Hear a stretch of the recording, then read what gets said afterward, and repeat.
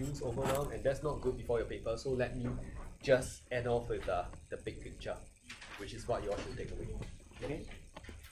Before the exam, if you still have time, so I'm not talking to those who have the paper tomorrow. Okay, I'm talking about the rest. Okay, so before, let's say you have 1 day, you have 2 days, you have a few days, okay, for essays, okay, go for scope first. When I say go for scope, that means expose yourself to questions, a range of questions, try out framework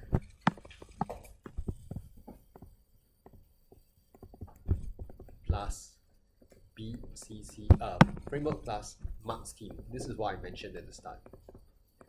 You are trying to instill a habit. It's like if you are very used to waking up at 7 a.m. in the morning with your alarm clock. The day your alarm clock stops working, right? You find that on that day you still woke up at 7, right? Yes? It becomes something in your system already. Alright? So I'm trying to build this into your system. In a sense, you're always looking at part A, C, part B, BCC evaluation, and you know there are some standard ways to evaluate. These are the frameworks that I told you, framework Chloe, ABC 332. If you can really do this as part of a conscious thing, okay, then you know you're better prepared for next year. Then some of you will say, what if I'm not very good yet? What if I don't do well for the provos? Okay? A tree keeps growing towards the direction of sunlight. Even if 1 day the tree collapses, it still collapses in that direction towards the sun. So cheap. So if you keep heading in this direction, even if you don't do well for promos, don't do as well for promos, okay? You still know that this is the way forward. It will still help you the second year. But if you spot questions, you memorize an essay, it came out and you did well, in the long term is bad. Okay? So my expectation is very clear. Get the right approach and next year will be so much easier. Okay? Don't go and spot questions and all that. Of course, I know it's so tempting. So if you do that, I can't blame you also. Alright? So go for scope, expose yourself to questions. But during the exam, what if you're already sitting for the paper, right? Same thing, essays, right? Plan before you write. Again, I say you can plan up to 7 minutes. Some will feel very victorious if they say I can plan in 7 seconds. Okay.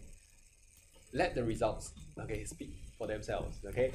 But you don't have to use the full 7 minutes. 3 minutes, 4 minutes, 5 minutes, okay. But please plan based on the same 2 things. And I always say this, if 15 marks is actually 10 plus 5, in terms of balance, maybe 3 points would suffice. So do not write exhaustive answers. Right? If you write exhaustive answers, you are actually giving it your best shot at just one question. You're not being fair to the other questions. Okay? Unless you say I only studied this topic, then yeah. Okay? Alright? Okay? So you notice before, during, it's pretty much the same. I'm not encouraging you. Before, I need to prepare for my promos next week. Let me find the hardest question. Do the hardest one. Wow, market structure, the hardest I can find. Write a 6-page answer. Then I feel more prepared. Then, during the exam, will you find the hardest one? Hey, where's the hardest one? Let me do the hardest. You won't. But I actually have some students telling me, oh, if I do the hardest one, then maybe the bell curve, I'm the only one. No, okay? No means no. I don't know how else to explain that misconception, okay? It should always be commensurate with what you do during the paper, right? So you will not pick the hardest one, you will not write 6 pages. So right now you shouldn't be doing that, okay? Then, of course, frameworks, especially UBCC, I talk a lot about that, okay? Or YOYO, and the rest, okay? ABC 332 and so on.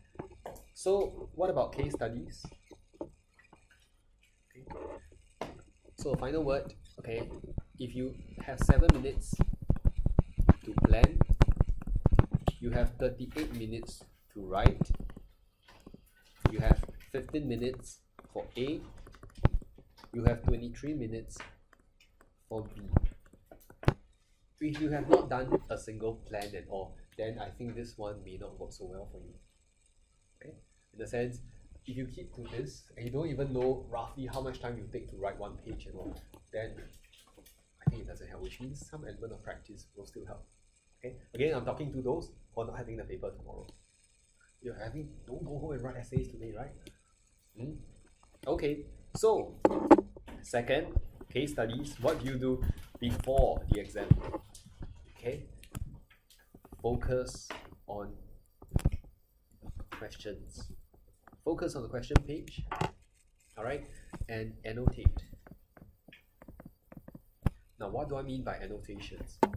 For 8 marks, 10 marks, B, C, C plus E. Diagram, you can drop if time is tight. Okay. Then the other one is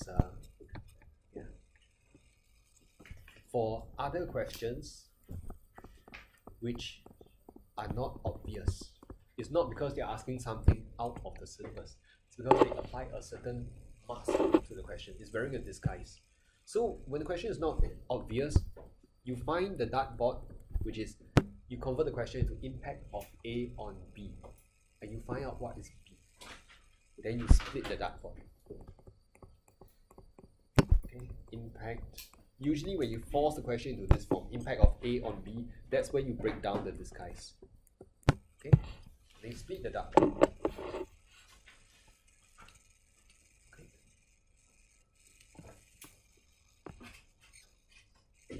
Then you read the extract quickly, paying attention to the headings. Because the headings, usually this is what I experience. After I have done my annotations, I read through the headings, I kind of know which heading is going to help for which question. If you see the heading is extract 1, then you feel very sian already. Some headings are just extract 1, they don't even have a title. Then if that's the case, the school is trying to make things hard, okay? Then you put in your own title. After you have read, you just put a brief. If you are still in the habit of highlighting the extract, highlight until whole paper is like yellow, it's not, okay, it's a waste of time, okay? So what do you do during? I don't need to say already. During, it's the same thing. Same. That's why how you prepare yourself is always in line with what you do during the exams. Okay, some students will say, I need to warm up, I need to read the extract. So when they practice, they always read extract 1, 2, 3, 4, very carefully, make some notes, highlight here and there. If you're not going to do that level of intensity in the exams, why are you doing it then? Unless the topic, they're talking about your favorite food, then you're very interested, you want to read up more. But that's not preparing for exams, right? Time. Okay, do you know how much time you have for a case study? 1 hour. Okay, the gold standard is 1 hour 7.5 minutes.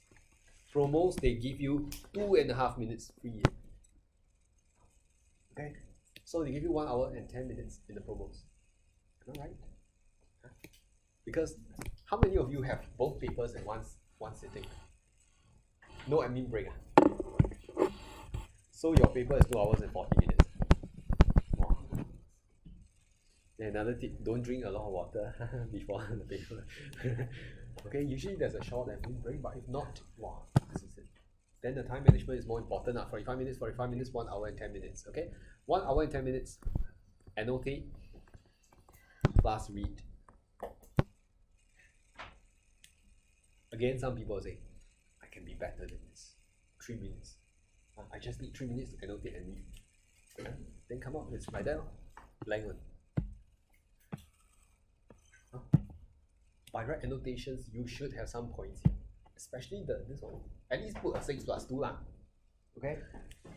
So, CSQ 1 hour 10 minutes. So 1 hour 35 minutes for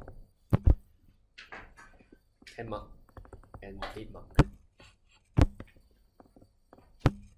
Then if the remaining 12 marks is split across 5 to 6 questions, you know you need to rev out your engine, you need to speed up, especially for the low weightage ones. Don't take your time already, because there are so many of them, they're going to stall you. They're going to frustrate your goal of saving 35 minutes for the last. Okay? And that's how we will end off the session. Okay?